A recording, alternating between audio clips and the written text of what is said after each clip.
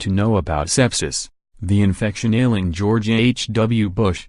Houston former President George H.W. Bush was hospitalized Sunday, a day after his wife's funeral, with an infection that spread to his blood, which can be serious. On Monday, Bush's spokesman Jim McGrath said, the former president, 93, was responding to treatments and appears to be recovering. Doctors say anytime bacteria enters the bloodstream, it is called sepsis, which can be life-threatening. But the good news is Bush is responding to treatments. He has a source of an infection. Usually in elderly patients, the two most common sources are the lungs or the urinary tract infection. So either pneumonia or coming from the urine, said Dr. Layla Wack-Colburn, an associate professor of infectious diseases at Baylor College of Medicine. April 23, George H.W. Bush taken to hospital with infection day after wife's funeral, appears to be recovering. April 23, historic photo, George H.W. Bush, George W. and Laura Bush, the Clintons, the Obamas and Melania Trump huddle for a picture. Wack-Colburn said common symptoms that occur along with sepsis include fatigue, fever, unresponsiveness and low blood pressure.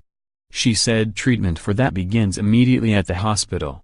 If you have low blood pressure, we start them with 4 fluids, and then we give them what we call broad-spectrum antibiotics.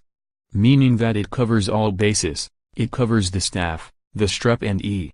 coli, Wack-Colburn said. Through further tests, doctors find the source.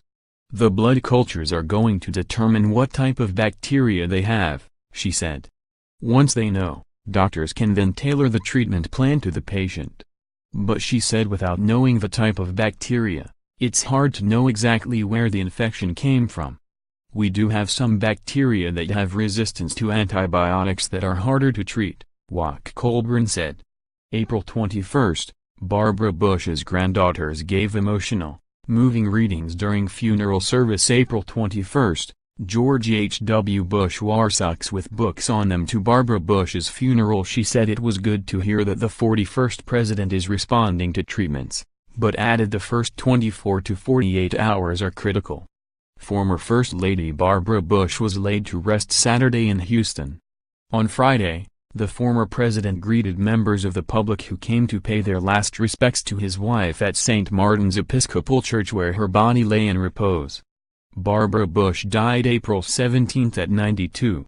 Bush was hospitalized twice last year, once in January and once in April, for treatment while suffering from pneumonia. He also went to a Maine hospital with a broken bone in his neck after falling at his home in Kennebunkport in 2015. In 2014, Bush spent a week in the hospital after being admitted for shortness of breath. A form of Parkinson's disease has left Bush dependent on a wheelchair and scooter for mobility in recent years.